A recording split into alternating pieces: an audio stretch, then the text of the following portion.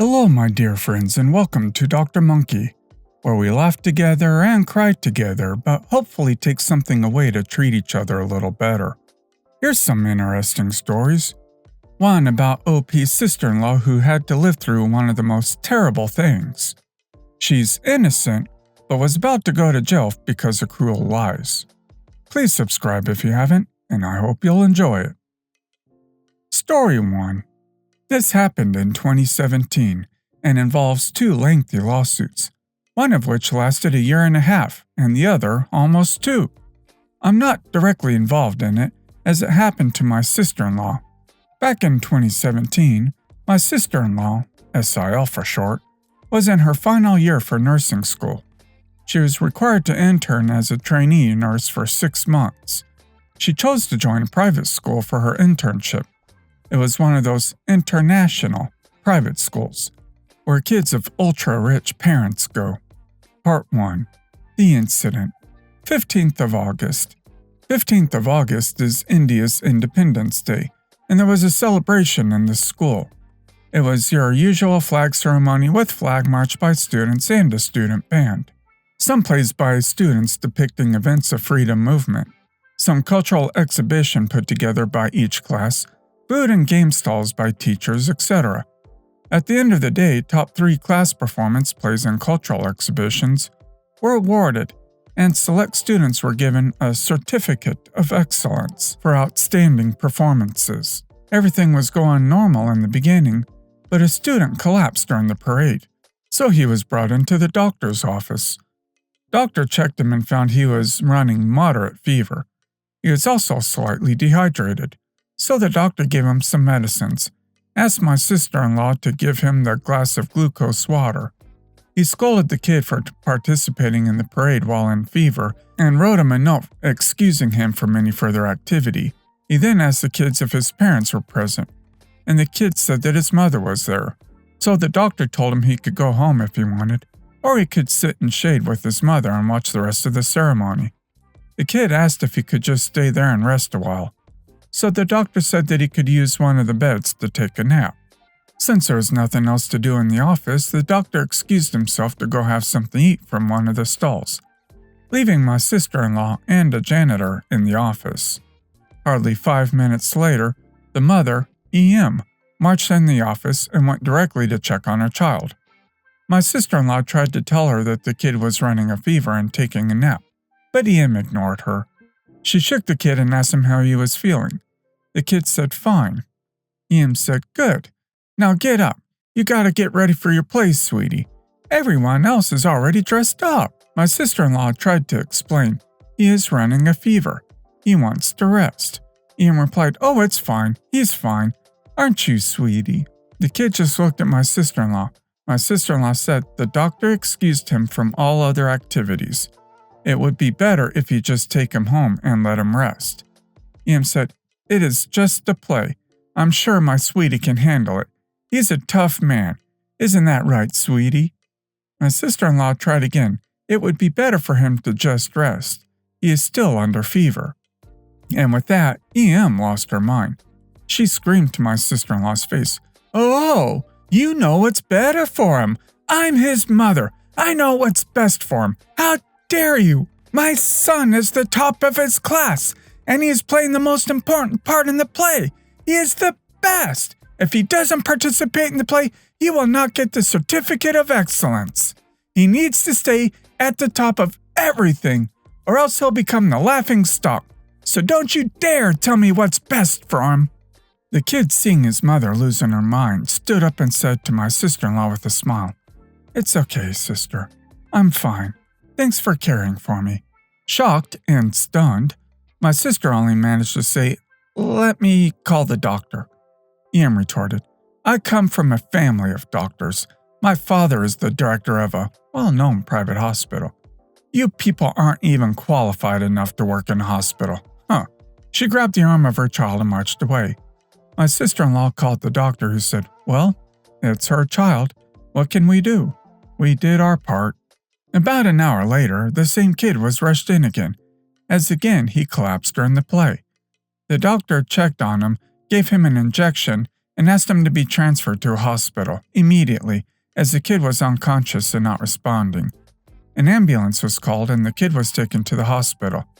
The day ended without any other incident. 2 days later, the school learned the kid had passed away in the hospital. My sister-in-law was distraught upon hearing the news. She kept crying for the rest of the day. She kept saying how it was her fault and how she could have prevented it if she stood her ground. How the kid smiled at her and thanked her for caring for him. We told her it wasn't her fault and consoled her to the best of our abilities. Even her professor from nursing school came and tried to make her feel better. About a week later, she was informed that the school was opening an inquiry, and a board of inquiry will look into the matter and that she will be called for an interview. The doctor assured her that it was just a formality for a school to cover all the bases, and she didn't need to worry about it. In her interview, she stated everything that happened. She was then asked why she felt it was her fault, as she said so to the teacher of the kid in her crying fit. She explained at the time she was so overwhelmed by emotions and that she thought she could have done things differently. She was asked if there was anyone who will corroborate her story, and she named the janitor, who was present in the office at the time. She was then informed that she was placed under suspension until the inquiry concludes. When she went back to collect her things from the office, the doctor once again assured her that there was nothing to worry about. He will make sure that no harm will come to her. A few days later, she received a letter from the school that they had concluded the investigation and found her guilty of negligence, and thus her contract was terminated. She called the school supervisor, who informed her that her story did not match the story told by the doctor and the janitor. Thus, there was nothing that can be done. Termination of contract meant that she couldn't complete her final term on time. So she put the application for extension to the nursing school. She thought it was over. But boy, were we in for a bomb dropped on us. Part 2. Legal trouble. A few days later, 2 cops knocked on the door of my father-in-law and asked to speak with my sister-in-law. They informed them that the family of the kid filed a first incident report against my sister-in-law. They accused her of causing the death of the kid. They asked if they can question her, but my father-in-law denied and told them that they can only question her in the presence of a lawyer.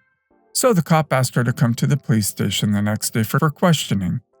We got the lawyer immediately, who at first called the cops and asked for a later date to be set for the question. Then he told us to get an anticipatory bail ASAP, in case the police decided to arrest her, so we did. In the questioning, the lawyer talked for the most part. He provided them with the written statement of my sister-in-law. The police asked their questions and directed my sister-in-law not to leave the state without informing them first. A few more days go by, and she received a summons from the court as the state decided to try her for the crime. The lawyer suggested to track down and speak to the janitor, as he was the only witness in the otherwise he said she said case. And so we did. The janitor was reluctant to talk at first, but my sister-in-law begged him. He told us that the doctor had told him that if he told the truth, he will be admitting to the same mistake that the nurse did, and will be fired for sure. And the only way to save himself was to tell the story that the doctor was telling him. The story the doctor told to the school's board inquiry was that the doctor had the kid under observation, with the strict instruction that he would not be released under any circumstance, and that my sister-in-law released the kid without asking or informing him. We asked him to testify in court, on which he refused, but later agreed with a bit of persuasion. Once we had the janitor on our side, the lawyer also filed a case of wrongful termination against the school, accusing the inquiry to be partial and biased. Once the court hearing started, we learned that the EM told white lies to the father of the kid. She never told him that she forced the kid to perform in the play. Instead, she said that the kid wanted to play his part. She also hid the fact that the nurse objected and showed her the doctor's note. Her story was that the kid wanted to participate in the play, and when she asked the nurse said everything was fine and that he could play his part. The case went on for a 1.5 years. The janitor provided his testimony, which the prosecution tried to discredit, saying that he told a different story during the school inquiry, so he was not a reliable witness. But the judge refused, taking the note that the doctor tried to intimidate him, and in turn asked the prosecution if they investigated the doctor's part in the incident as to why he forced the janitor to lie and why he was not present during the duty hours. When the prosecution replied in negative, The judge asked the police to file a case against the school doctor. During her stand, my sister-in-law got very emotional and started crying as she recounted the events of that day. The only witness prosecution had was the child's mother, who couldn't keep her story straight during cross-examination. Finally, the judge court ruled in my sister-in-law's favor, noting that the prosecution's witness had massive holes in her story, while the defendant provided a solid witness.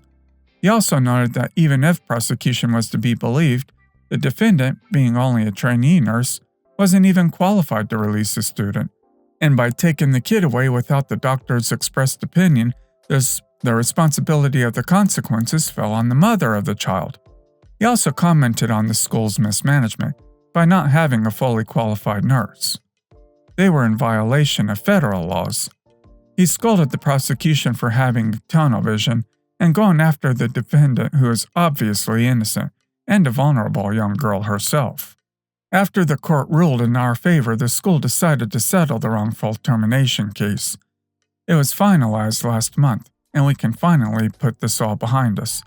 However, due to the emotional distress and trauma, my sister-in-law decided to drop out of nursing school, thus ending her dreams of becoming a nurse. She will probably join an honors course next year, but right now she is still troubled with nightmares of going to jail and needs therapy to get over it. The police opened a fresh case against the doctor, who was let go from the school this year. He is also being investigated by the state's medical association for wrongdoing.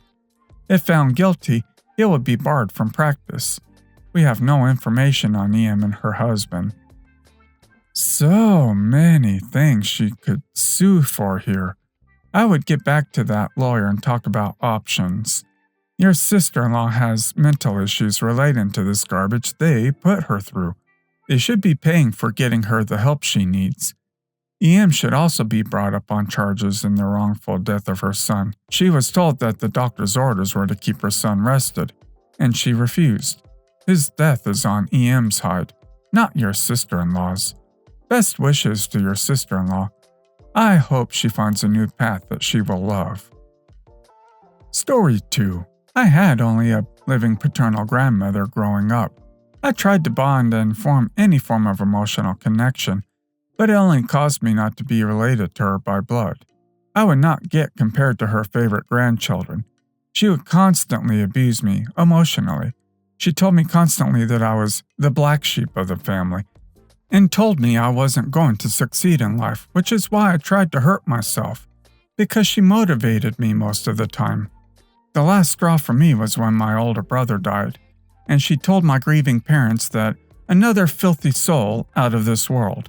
My brother was an innocent soul that was killed off for eating in a fast food restaurant, and I snapped at her, telling her the day your funeral comes, I'll probably wear the brightest red dress I have in my closet, because I'll never mourn your loss. On the contrary, I'll celebrate when that happens. This happened in 2014. Since then, at every family event, I would avoid her or pretend she doesn't exist. Heck, I would even skip going to her birthday parties. Last November, she got sick, and she wanted all of her children and grandchildren to take care of her at the hospital, since her favorite daughter, my aunt, and her favorite grandchildren can't do it. She said this to my dad over the phone, and I told her, "Sorry, but my grandparents died in 2004 and 2012, and I don't have any other grandparents since I am not the granddaughter of my last living grandparent." She started to cry, more like manipulate, and told me that I am her granddaughter and that this could be a good moment to bond and mend our relationship. I said to her, "Now I'm your granddaughter?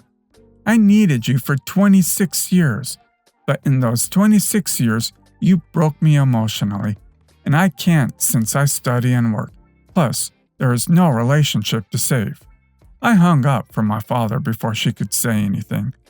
I've been told I'm a horrible human being for what I've said to her, but I don't feel sorry for her at all. I mean, she dug her own grave.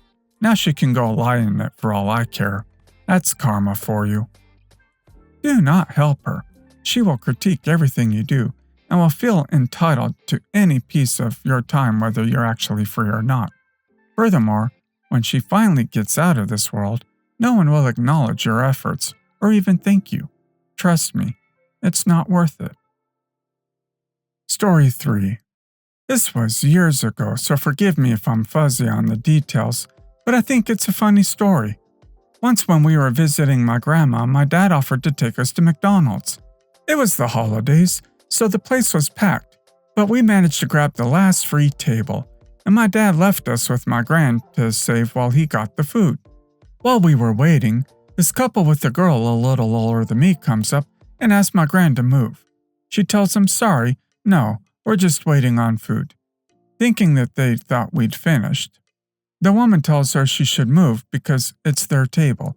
They saw it earlier and wanted to sit there when they got their food. My gran says sorry, but one of them should have sat down and saved it then. This woman isn't having it and is saying we need to move because she has a 7-year-old and she's tired and hungry. My gran looks at her like she's an idiot before gesturing to the 4 kids between the ages of 10 and 2 that sat there staring at them before saying, "We're all tired and hungry, and we're the ones who sat and saved the table." At this point, the dad starts shouting at her to move, and I think my littlest sister started crying. Then my dad came over to see what was happening. As soon as this guy sees him, no joke, he goes white. My dad is one of the sweetest, kindest men you'll ever meet. He's also a 6-foot-something ex-rugby player who is very protective of his daughters, and can get very scary when it comes to looking out for us. Clearly, it's one thing to try and bully an old woman, and another an angry man, because they back away and storm out, the mom screaming she will never set foot in McDonald's again. Judging by the thumbs up the staff were giving us, I don't think anyone was that torn up about that. So happy to bully an older lady and 4 young children, but pees all over himself and runs when someone stands up to him. If he's an organ donor, he'd have one redeeming quality. But my guess is he's just a worthless pile of dung stacked human height. Well guys, that's all for today. If you liked this video, please consider subscribing. And if you missed the last episode on the channel, I'm gonna link it right here. The story's about a woman who was so lazy to go to the other entrance, it was easier to cause OP a broken collarbone and get arrested. Check this out if you haven't, and I'll see you next time on Dr. Monkey.